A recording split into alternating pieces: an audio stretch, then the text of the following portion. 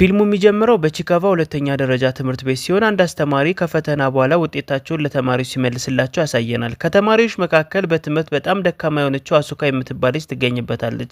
ምንም እንኳን ይህ ፈተና ለተማሪዎች ቀላል ቢሆንም የአሱካ ውጤት ግን ዜሮ ነበረ።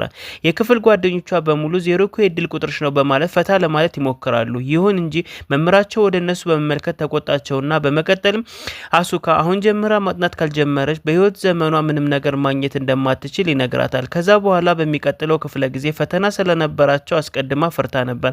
የመጀመሪያው ጥያቄ ሳንቲም በመወርወር ብቻ ሁሉም ነገር የሚሳካበት ቤተ መቅደስ ምን ይባላል ነበር ጥያቄው። አሱካ መልሱን አላወቀችውም ነበር። ነገር ግን ባዶ ወረቀት ከመስጠት ብላ በግምት የሆነ ስም ዝም ብላ ጻፈችበት። የግምት መልሷ እንደጻፈች በድንገት በመስኮት በኩል የሆነ ኃይል ብርሃን ፈነጠቀ። ከዛም በከተማው አንድ ስፍራ ላይ ትንሽዬ ጫካ የመሰለ ቁጥቋጦ በድንገት ብቅ አለ። በነጋታው አሱካና የሺዳ ወደ ትምህርት ቤት ሲሄዱ ወደ ጫካው የሚወስደውን መንገድ ተመለከቱት። ይህ መንገድ እስከ ትላንት እኮ አልነበረም በማለት ግራ ተጋቡ። በመቀጠልም ወደ ውስጥ ገብተው መጨረሻውን ለማየት ወሰኑ። ጥቂት ከተጓዙ በኋላ የቦታው ስም የተጻፈበት ቤተ መቅደስ ተመለከቱ። ነገር ግን ጽሑፉን ማንበብና መረዳት አልቻሉም ነበር። አሱካ ምንም ሳታስብበት የያዘችውን ሳንቲም ወደ ቤተ መቅደሱ ወረወረችው። በእያንዳንዱ ፈተና ላይ 100 ከመቶ እንድታገኝ ጸለየች።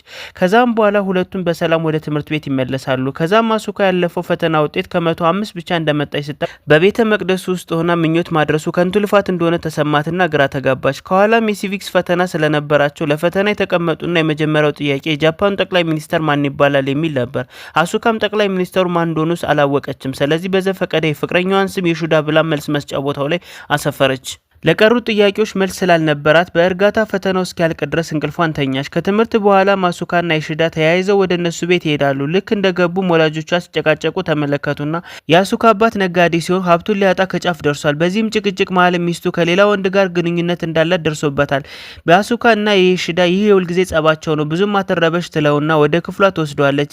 እዚህም ጋር የሺዳ ባዶ የውሃ መጠጫና ጎድጓዳ ሳህን አንደኛው ክፍል በር ላይ ተቀምጦ ተመለከተ። የሺዳም ይህ ምን እንደሆነ ሲጠይቃት አሱካን ምላሹ ኬሱክ የሚባል መንታ ወንድም እንዳላትና በትምህርቱ ጎበዝ እንደሆነ በፈተና 100 ከመቶ የሚያመጣ እንደሆነ ሆኖም ግን አንድ ቀን የሁለተኛ ደረጃ መግቢያ ፈተና ተፈትኖ እንደወደቀ ከዛ በኋላ እንደ ኬሱክ ያለ ጎበዝ ተማሪ እንደዚህ አይነት ክስተት በመቋቋም ስለማይችሉ ከዛን ጊዜ ጀምሮ ክፍል ውስጥ ራሱ ላይ ቆልፎ ከማንም ጋር ባለመነጋገር ኮምፒውተሩ ላይ ብቻ ቪዲዮ ጌሙን ለመጫወት ጊዜውን እያሳለፈና ራሱን እየቀጣ እንደሆነ ነገረችው። አሱካ ይህንን ታሪክ ለየሺዳ ስትነግረው ትንሽ ተነብሻ ነበርና የሺዳ ወደ ሱቅ ሄዶ የሚበላ ነገር ሊያመጣላት ሄደ። በዚህ መሀል መምህራቸው የፈተና ወረቀት እያረመ እንመለከታለን። በድንገት ከሚስጥራዊ ቤተ መቅደስ አስደንጋጭ የሆነ ብርሃን ማንጸባረቅ ጀመረ። ቀጥሎም የመምህሩ መነጽር በጭጋግ ተሞላ። ከቆይታ በኋላ አሱካ ወደ የሺዳ ደውላ የት እንዳለ ስትጠይቀው በጣም ስራ እንደበዛበትና በዛን ቀን እሷን ማግኘት እንደማይፈልግ ነገራት። ስልኩን ከዘጋሽ በኋላ አሱካ ከጓደኛው የሺዳ ይቅርታ ትልቅ ውጥረት ውስጥ ነኝ የሚል መልእክት ደረሳት። እዚህም ጋር የሺዳ የጃፓን ጠቅላይ ሚኒስተር ሆኖ ቃለመጠይቅ ሲመልስ እናየዋለን። በማንግስቱም አሱካ ወደ ትምህርት ቤት ስትሄድ ወደ ሱቅ የሄደው ጓደኛዋ በድንገት እንዴት ጠቅላይ ሚኒስተር እንደሆነ ተጨነቀች። ከኋላም በርካታ ሀገራት ጠቅላይ ሚኒስተሮች መጥፋታቸው ተነገረ። ከዛም መምህሩ ወደ ክፍል ገብቶ የፈተና ውጤታቸውን ከአለፈው ጋር ሲያነጻጽር የተሻለ እንደሆነ ይፋ አደረገላቸው።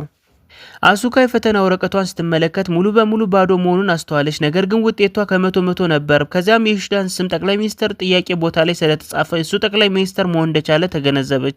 ሌሎችን ጥያቄዎች ደግሞ ባዶ በማድረጓ ምክንያት የሌሎች ሀገራት ጠቅላይ ሚኒስተር የት እንደገቡ አይታወቅም። በመጨረሻም በቤተ መቅደስ የሰጠችው ምኞት እውን እንደሆነና በፈተና ላይ የሰጠችው ምላሽ ምክንያት ዓለም እንደተለወጠች ትገነዘባለች። ቀጥሎም አሱካ ስህተቷን ለማረም ወደ ጎግል ገብታ የሁሉም ጥያቄዎችን መልስ በትክክል በመመለስ ነገሮች ወደ ነበሩበት ትመልሳቸዋለች። የሁሉም ሀገር ጠቅላይ ሚኒስተር በሰላም ወደ ሀገራቸው ይመለሳሉ።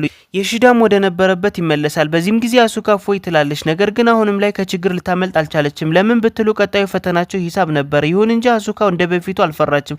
ምክንያቱም በሂሳብ ጥያቄዎች ላይ የተሳሳተ መልስ ብታስቀምጥ ምንም አይፈጠርም ብላለች። መልሶቿን በሙሉ በግምት ሞላቻቸው። ከትምህርት በኋላም የሺዳ አሱካን ለማግኘት ይመጣና ከጠቅላይ ሚኒስተርነት መውረዱን ያሳውቃታል። ከዛም አሱካ በስሱ አጽናንተው ስለተከናወነው ነገር በሙሉ ትነግረዋለች።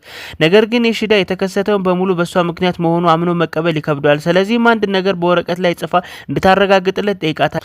ነገር ግን ተስማምታ የጠየቃትን ከማድረጓ በፊት በከተማው መሀል ያለው ትልቅ ግንብ ድንገት መንቀሳቀስ ጀመረ። ይህንም የሆነው አሱካ በፈተና ወረቀቷ ላይ በጻፈችው የተሳሳተ መልስ ምክንያት ነው። አሱካና የሺዳን በፍጥነት ወደ መምህሩ ቢሮ በመሄድ የፈተና ወረቀት ላይ ያስቀመጠችውን የተሳሳተ መልስ ታስተካክላለች። በዚህም ምክንያትም ግንቡ ወደ ነበረበት ቦታ ላይ ይመለሳል። ይሁን እንጂ በመላው ሀገር ላይ ያሉ ሳይንቲስቶች እየሆነ ባለው ነገር ግራ ተጋብተዋል። እዚህም ጋርም አሱካ እና የሺዳ ወደ ቤት ሲመለሱ በድጋሚ ወደ ሚስጥራዊ ቤተ መቅደስ በሚወስደው መንገድ ላይ ይደርሳሉ።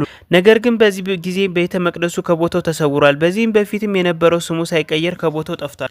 እነሱም ቢሆን አስቀድሞ የተመለከቱት ስም ማስተዋል ስላልቻሉ ቤተ መቅደሱ ድጋሚ ለማግኘት አስቸጋሪ ሆነባቸው። ስለዚህ አሱካ በዓለም ላይ ተጨማሪ ትርምስ እንዳይፈጠር ለማድረግ እያንዳንዱ ፈተናው ላይ ትክክለኛ መልስ መስጠትና እንደምንም ጠንክራ ለመስራት ቆርጣ ተነሳች።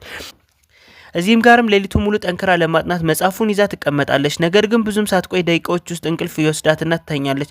በቀጣይም ቀንም አሱካና የሺዳ የፈተና ውጤታቸው ለመቀበል ከመምህሩ ቢሮ ውጭ ሆነው በጉጉት ሲጠባበቁ እንመለከታለን። አሱካ ወረቀቷን ስትቀበል ልክ እንደ በፊቱ አሁንም ከ100 ነበር ያገኘችው። በዚህም ጊዜ በጣም ፈርታ ዓለም ላይ ምንም ችግር እንዳይፈጠር ጸሎት አደረገች።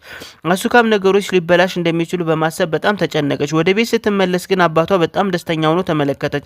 አባቷም ለመጀመሪያ ጊዜ ትልቅ ትርፍ ስላገኘ ደስታው ገደብ አጥቷል። እንደ እውነቱም ግን አሱካ ነበረች። በፈተና ወቅት ላይ ዓለም ላይ በጣም ጠቃሚ የሆነው ንጥረ ነገር ምንድነው ለሚለው ጥያቄ የሮ ውሃ ብላ መልሳለች። በዚህም ምክንያትም ብዙ ሰዎች የሮ ውሃ ለመግዛት ተሰልፈዋል። ይህም ሽያጭ ለአባቷ ከፍተኛ ትርፍ አስገኝቶለታል። አባቷም ደስ ብሎት በማየቱ በጣም ደስተኛ ሆናለች። ምን አለበት ነገሮች በዚህ መንገድ በቀጠሉ ብላ አሰበች። ሆኖም ግን ብዙም ሳይቆይ ዓለም ላይ በውሃ ጉዳይ ከባድ የሆነ ጦርነት መነሳቱን በቲቪ ትመለከታለች። ነገሮች ከቁጥጥር በላይ ሆኖ ስለነበር አሱካ ወዲያውኑ ወደ ኋላ ተመልሳ በፈተና ወረቀቷ ላይ መልሷን ቀይራ ሁሉም ነገር ወደ ነበረበት መለሰች። ከዛም አንድ ሀሳብ ብልጭ አለላትና ሙሉ ኃይሏን ተጠቅማ የወላጆቿን የማያቋርጥ ጸብ ለመፍታት አሰበች። በቀጣይም ቀን ፈተናው የትኛው ሳይንቲስት ነው ወደ ጠፈር አዘውትሮ የሚላከው ተብላ ስትጠየቅ እሷን ፈጠን ብላ የእናቷን አዲስ ውሽማ ስም ትጽፋለች። በዛም ምክንያትም በማግስቱ የእናቷ ውሽማ ከእናቷ ተለይቶ ወደ ጠፈር ይሄዳል። ከዚህም ጊዜ በኋላ አሱካ እናት ቤተሰቦቿ ጋር ጥሩ ጊዜ ለማሳለፍ ጀመረች። በዚህም ምክንያት ህይወታቸው በድጋሚ ደስታን ተላበሰ። እዚህም ጋርም አሱካ ወንድሟን ኬሱክን ለመርዳት ስትፈልግ እንመለከታለን። ስለዚህ በሚቀጥለው ፈተና ወንድሟ ኬሱክን ከክፍሉ ወጥቶ ሁሉም ሰው እንደምን አደራችሁ እንዲል ፈለገች። ነገር ግን ይህ እቅዷ ሳይሳካ ይቀርና ኬሱክ ከክፍሉ ከመውጣቱ በፊት አባቱ ከክፍሉ እንዲወጣ ኬሱክ ጋር ጮህበት።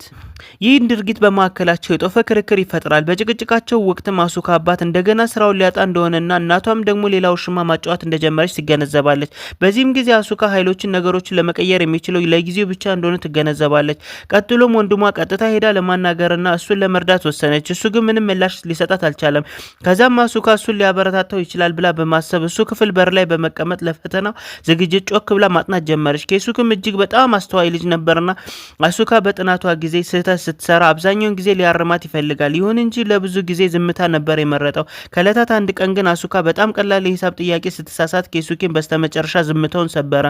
ዝግ በከሆነ ክፍል ውስጥ ቢሆንም የሚያወራው አሱካ ግን እንዴት የሂሳብ ጥያቄዎችን መመለስ እንዳለባት ለማስተማር አልተቸገረም። ከክፍሉ ባይወጣላትም ከእሷ ጋር ማውራቱ ግን ይቀጥላል። ወንድሟ እርዳታ አሱካ ትምህርቷ ላይ የበለጠ ትኩረት ማድረግ ጀመረች። በቀጣይ ቀናትም አባታቸው ክህሎቶችን ለማሻሻልና በስራው ላይ የተሻለ ውጤት ለማምጣት የሽያጭ መጽሐፍ ገዝቶ ማንበብ ጀመረ። ይህ እንዲህ እንዳለ የአሱካ እናትም የወንድ ጓደኞቿን ስልክ ቁጥር ከስልኳ ላይ አጥፍታ ለቤተሰቦቿ ትኩረት ለመስጠት ወሰነች። ከሳምንታት በኋላ አሱካ ያለማንም እርዳታ ፈተናዋም ከ100 ደፈነች።